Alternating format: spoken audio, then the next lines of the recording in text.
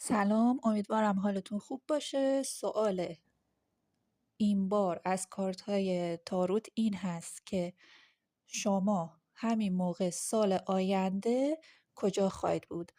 بعد این تعبیر تایملس هست، یعنی هر زمانی که این ویدیو رو میبینید یک سال دیگه.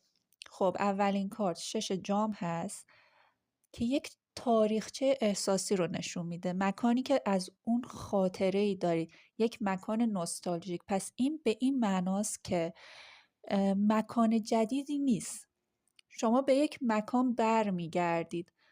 و کارت بعدی کارت ملکه سکه نشون میده شاید شما منتظر بازگشت به این مکان بودین، انتظار کشیدین، کم کم شرایط رو آماده کردین یا منتظر آماده شدن یک سری شرایط بودین.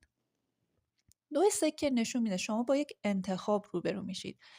این انتخاب میتونه مربوط به زمانی باشه که شما به این مکان رسیدید، در اونجا قرار دارید، یا قبل از اینکه به این مکان برگردین نظرتون رو عوض میکنین، تصمیم میگیرید که به اونجا نرید یا به یک مکان دیگه برید، ولی بیشتر به این سمت متمایل هست که شما با یک انتخاب روبرو میشین.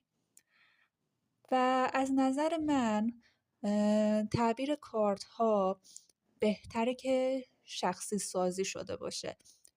با این حال اگر میخواین ببینید که با این کارت ها همسو هستین، موقعیت شما، انرژی شما همسو هست، میتونید کپشن رو بخونید.